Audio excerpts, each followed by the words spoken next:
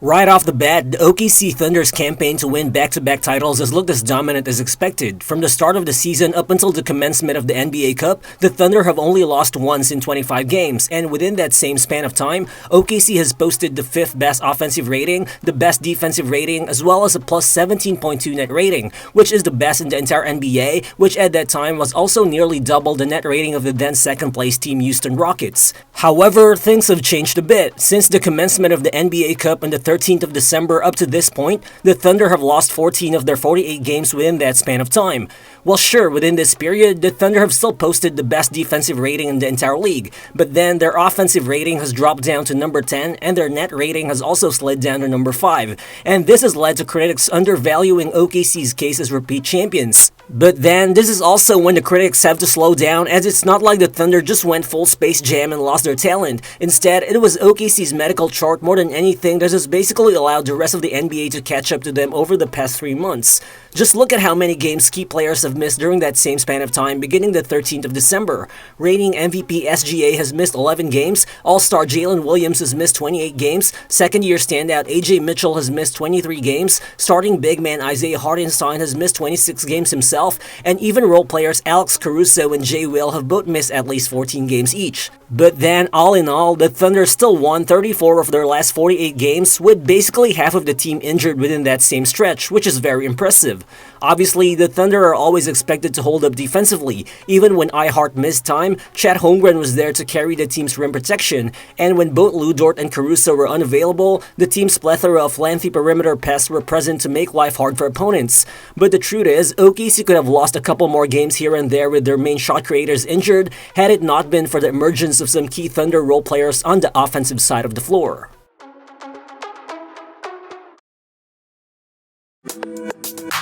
One of those role players I would like to talk about is third-year guard Cason Wallace, whose latest development I would say is something that has already been predictable since his rookie year. When OKC drafted him 12th overall in 2023, Wallace was already billed as an NBA-ready standout defender, and so far, the defense has even been better than expected. Since entering the league 3 years ago, only Dyson Daniels and Shai Gilgeous-Alexander himself have recorded more steals than Cason Wallace, and that's besides the fact that this season alone, Wallace also leads the entire NBA in both total steals and deflections. But the thing is, even as a rookie, Wallace also already had flashes of offensive upside, but it was more of a theoretical bonus. If he tapped into it, then great, but if not, then his Lou Dort-like defense was still always going to be enough to keep Cason on the floor. But then, over the past month and a half, with the Thunder's main ball handlers in Shai, J-Dub, and even Ajay Mitchell missing a significant number of games, the team has turned ball handling duties to Cason more than ever, and the offensive flashes, which have always been waiting to be unleashed, have actually come to light, thanks to Cason experiencing the highest usage month or so of his NBA career.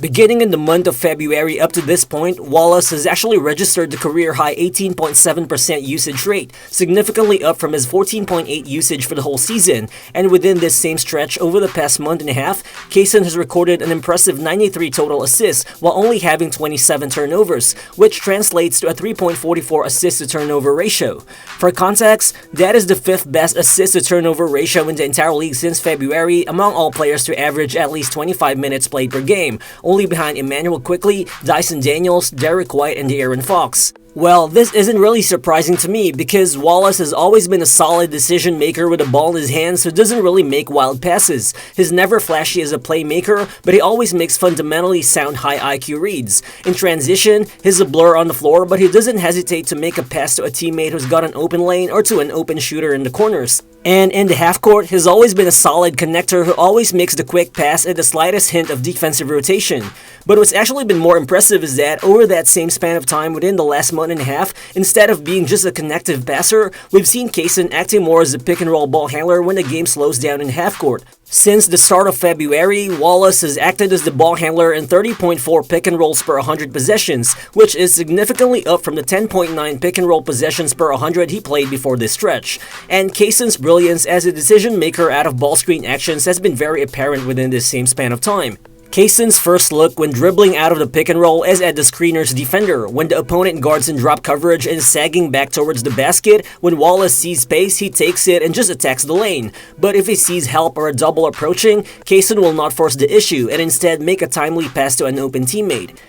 In this play, as the offensive initiator, you can see Cason using stagger screens from Chet and Hart. Right here, Chet's defender chooses to blitz, putting Cason on a trap, but instead of panicking, Cason reads the floor and waits for the corner defender to tag Chet from the top of the key. At this point, Cason knows the corner guy is going to be open because Şengün in the middle won't be able to rotate in time. This is when he makes the pass to Aaron Wiggins, who punishes the defense with a three-pointer.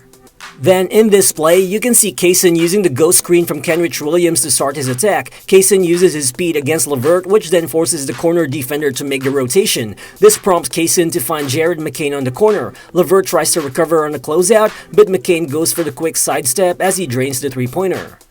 Though in this play, as Wallace uses the ball screen from Hart, the defense chooses to go into a drop. At this point, Cason puts Emmanuel quickly in jail, and seeing that there's no immediate help coming behind a big man defender, Cason uses one quick burst to blow by the defense to get to the basket for a smooth finish. Looking at it, over the past month and a half, Cason had a 20-point and 10-assist game against the Cavs, a 27-point game against Toronto, a 23-point game against Detroit, and even when Shai returned but had to sit during a back-to-back, Cason did put up 17 points in just 29 minutes against Chicago. Obviously, with heightened responsibilities with the ball in his hands, Cason was going to score more because of more shot attempts. But the thing is, Cason still actually became even more efficient as a scorer despite the increased number of shots he's taken. Since February 1st, Cason has averaged 10.7 points and 44.5% shooting from the floor on almost 11 attempts per game, which is significantly better production than what he put up prior to February, when he only averaged 7.4 points per game and 41.2% shooting on just less than 7 attempts per game. And what's even more impressive about his recent scoring uptick is that, unlike before when Cason was limited to mostly scoring off the catch from the three-point line or off cuts to the basket, since February 1st, 60.6% of Cason's field goals have actually been self-created, which is an 11% uptick from his self-created shot percentage prior to the month of February.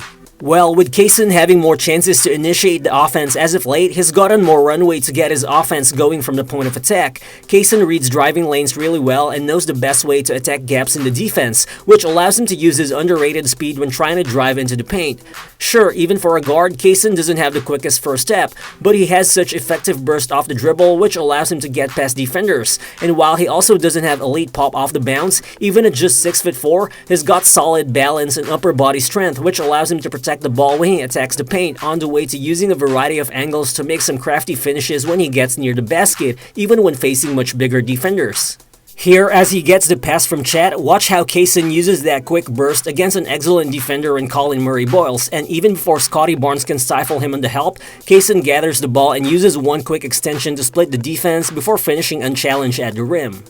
Here, as Cason brings the ball up the floor, Wiggins sets an early flare screen for Chet, allowing him to get into the play. Upon seeing that Chet's defender hasn't recovered, Cason takes advantage of the gap by attacking Buzelis, who's on an island in the middle. Buzelis is long, but Cason jumps with his off foot and transfers the ball to his left hand as he slips away for the beautiful finish. Since the month of February, Wallace has been one of only 3 players standing 6'5" and below to have at least 80 shot attempts within 3 feet of the basket, alongside Stephon Castle and Tyrese Maxey, who are both higher usage players and who are also both considered bouncier athletes than Wallace. Well, sure, Cason has the lowest shooting percentage at the rim among the 3 at 60.5%, but as you can see, the number of converted shots and shot attempts aren't that far off between all 3 of them. But then, another thing that's also contributed to Cason's uptick in self-created looks over this recent stretch has been his willingness to pull up from the mid-range. Wallace still doesn't have the tightest handle to consistently break down defenders for him to get into the paint, which is why it definitely helps that he's starting to get more comfortable launching jumpers from within that 16 to 20 foot range.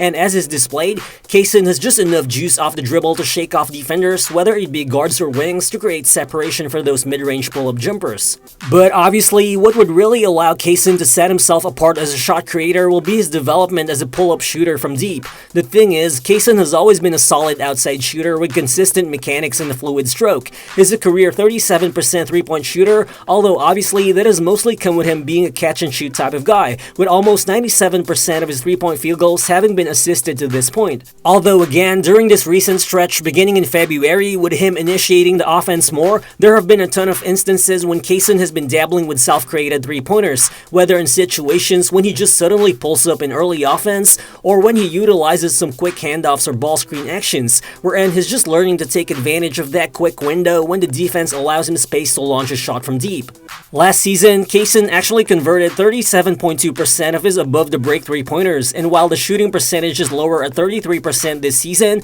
the positive is that Cason has already attempted and made significantly more above-the-break threes than all of last season, even with about a month still left before the playoffs. Well, sure, at the end of the day, you won't be able to expect Cason to be pounding the rock the way he did the past couple months once OKC's guard rotation is fully healthy, but it definitely helps to see that in moments when they need him to do extra, the Thunder can expect Cason Wallace to be a real floor general with his emerging shot creation, ball handling, and decision making, which just further proves that when healthy, this OKC team has an unlimited supply of creators that could just boost their offense, especially in a playoff setting. Bad news for the rest of the NBA is that during the trade deadline, the Thunder just added another one of those creators who just might happen to actually be the third best shot maker currently on their roster in the form of second-year guard Jared McCain. In 20 games for the Thunder, McCain has looked nothing less than impressive, averaging 12.3 points on more than 50% shooting from inside the arc, 44% shooting from deep, and 86% shooting from the free throw line, all in just less than 20 minutes per contest.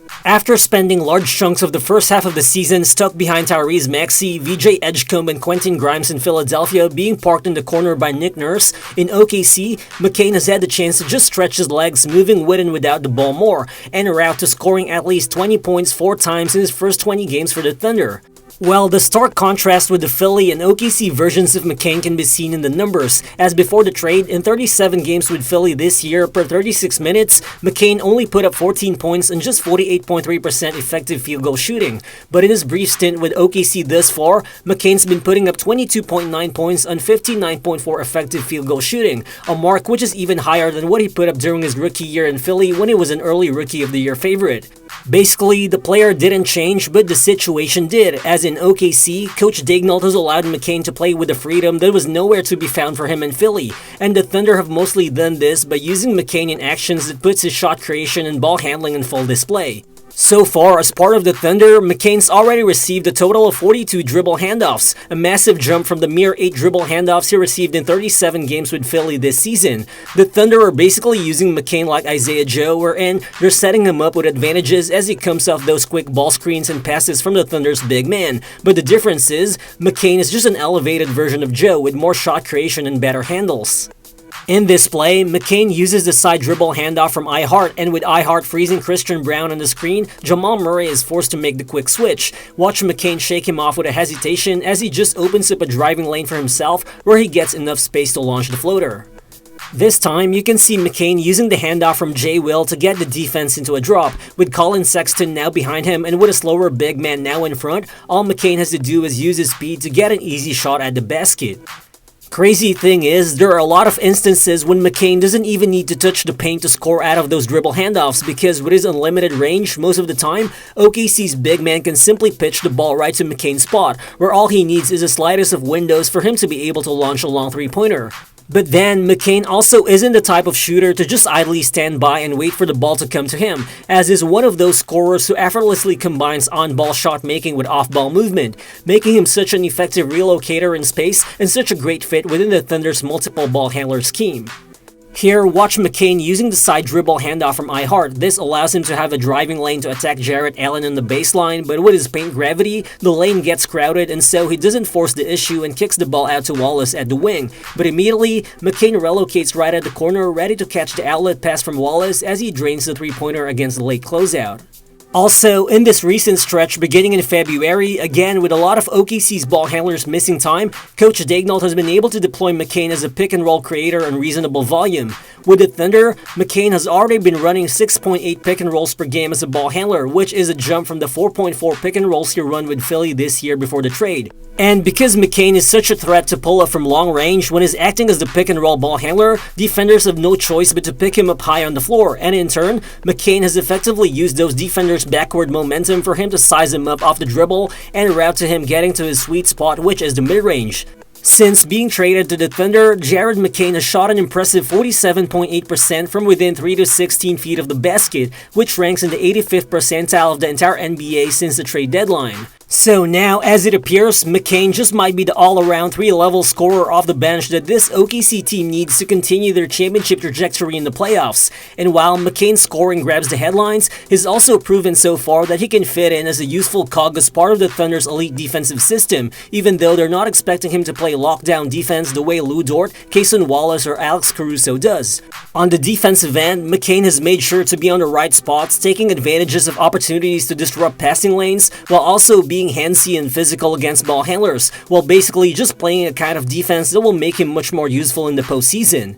Well, sure, at the end of the day, the critics will keep talking about how Denver and Indiana showed some of the Thunder's weaknesses in the postseason environment, particularly in terms of their secondary ball handling and shot making. And of course, there's also the question of J-Dub's health. But at the same time, we already know that Coach Daigneault obviously believes in resurfacing role players throughout a playoff run. He won't just pick 8 or 9 guys, then fight through 4 rounds with only them. And right now, Coach Daigneault has more than enough of those role players to utilize. Isaiah Joe continues to shoot the lights out, Aaron Wiggins provides instant offense, Jay Will has shown flashes of scoring development, and Ajay Mitchell obviously can turn into a revelation during the postseason. But Cason Wallace and Jared McCain in particular might even actually be showing potential signs of future stardom for this OKC team. Obviously, when everyone's healthy, they would have to figure out who gets less playing time, especially in a playoff setting, but at the end of the day, the Thunder are dealing with a problem that most NBA teams would love to have, and that is that they have too many good guys on their roster who can take over when their stars are not available.